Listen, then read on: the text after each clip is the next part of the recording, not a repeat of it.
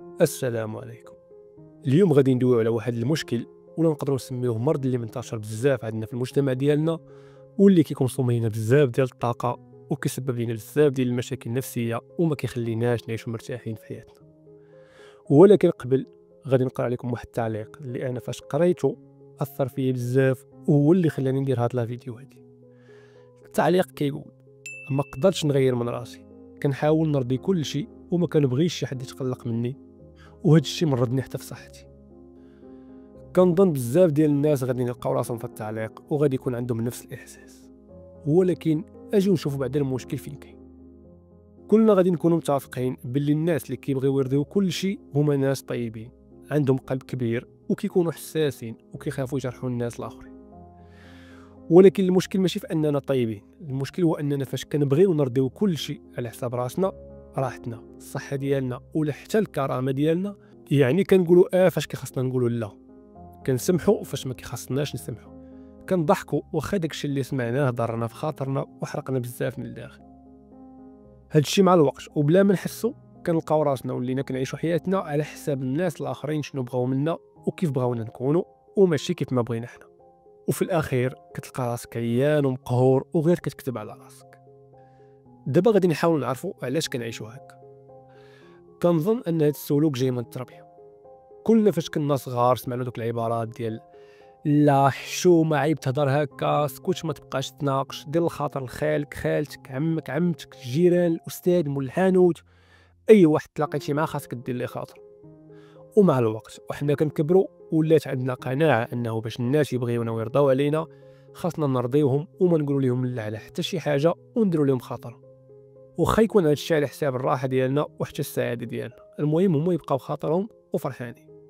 انا ما كنلومش الوالدين ديالنا، حيت حتى هما مساكن دوزوا لينا غير داكشي اللي ترباو عليه. المهم نرجعوا للموضوع ديالنا. راه مستحيل ترضي كل شيء ولا تعجب كل شيء. راه حتى من الرسل اللي رسلهم الله سبحانه وتعالى ما عجبوش كل شيء. ونزيدك واخا تعيا ما ترضي في الناس ودير الخاطر الناس، راه دائما غادي يلقاو لك شي حجه ولا شي عيب من يعيبوك. وهذا الشيء فين غيوصل؟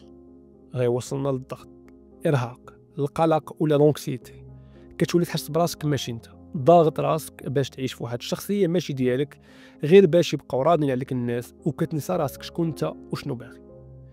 وهذا الشيء مع الوقت غيخليك يولي طرا عليك الناس بالليل، يجيك الم في الراس، مشاكل في المعده، وحتى نوبات ديال البكاء بلا ما تعرف علاش.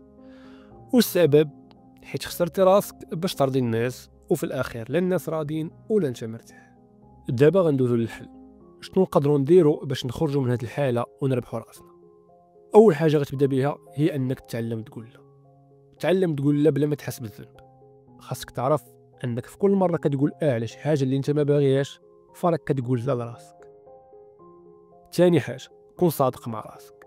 قبل ما تفكر واش الانسان اللي معاك غادي يرضى عليك ولا لا، سول راسك انت الاول واش الا درتي داكشي اللي طلب منك انت غتكون راضي على راسك وغتكون مرتاح. ثالث حاجه ضروري دير الحدود مع الناس. خاصك ضروري دير الحدود ديال التعامل مع الناس، كيفاش انت بغيتي الناس يتعاملوا معاك، وشنو الهضره والضحك والحوايج اللي كتقبلهم والحوايج اللي ما كتقبلهمش. حيت كاينين شي ناس اللي الا ما درتيش معاهم دي ليميت كيطلعوا لك فوق راسك. رابع حاجه بدا غير بالحوايج الصغار. قول لا على شي حاجه اللي كتبان لك انت بسيطه وصغيره. خدم دوك العبارات ديال مثلا اسمح لي ولكن ما نقدرش. فهمتك، ولكن حتى انا عندي راي اخر. غتبقى بحال هكا بشويه بشويه حتى تلقى راسك وليتي كتقدر تقول لا وانت مرتاح، ووليتي كتعطي الاولويه لراسك.